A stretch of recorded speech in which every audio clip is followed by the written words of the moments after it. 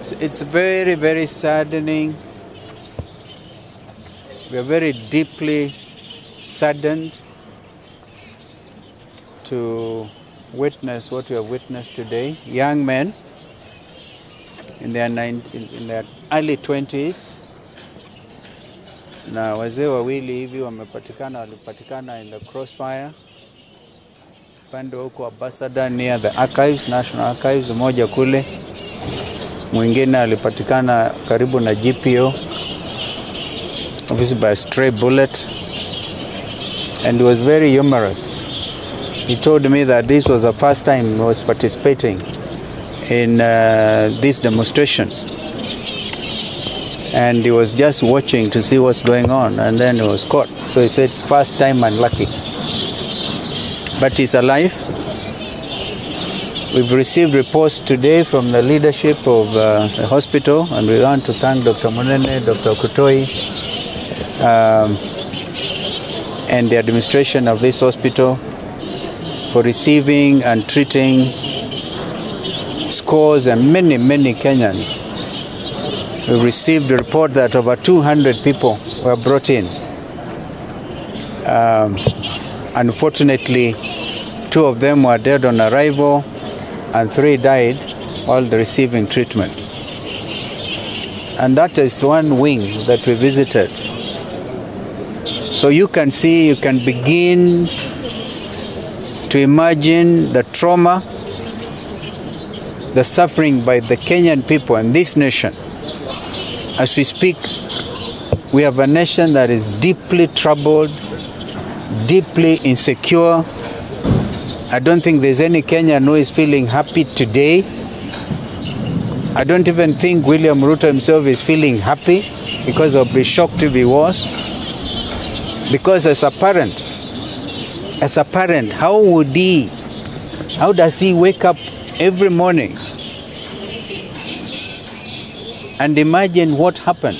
And yet, not a word since the happenings on Tuesday from the so-called government spokesperson, not a word from Inspector General of Kenya Police, or the commandant here, the infamous Bungei. I'm speaking after the president of the Law Society, Pedro Diambo, and I don't know what she told you. But in my view, as senior counsel, we're going to document every case, perhaps even revisit the International Criminal Court, and this time talk to them about the atrocities committed against the Kenyan people by a regime which is heartless, which calls his own citizens traitors, they're committing treasonous acts. And we are yet to be told who are the financiers of this very organic youth movement, organic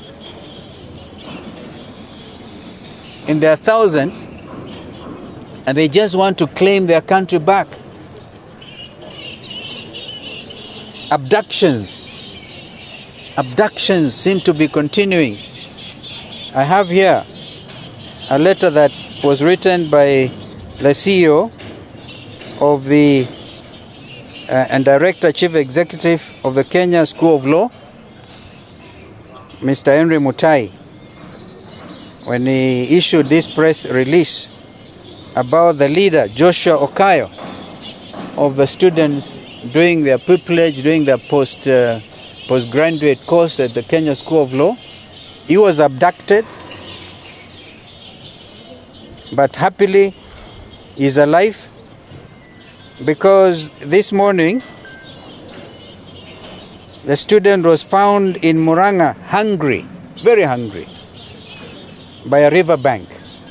You can see that style of abducting student leaders, of terrorizing them, perhaps trying to indoctrinate them. This is not the country our forefathers fought for. And I want to look at William Ruto in the face, I hope he's looking at me, and tell him to rise above himself and realize he has the instruments of power and order the stoppage of killing of young Kenyans It is obvious he must have given the directive, shoot to kill. Because those snipers would not have blown up the young brain we saw at the mortuary the other day. He's one of the two people who arrived here dead on arrival because his brains were blown off. So this cannot continue. In a democracy, it cannot continue. And by the way, I want to ask William, is this a democracy or a military dictatorship? Kenya is asking all these questions. They deserve straightforward answers, and they want their country back.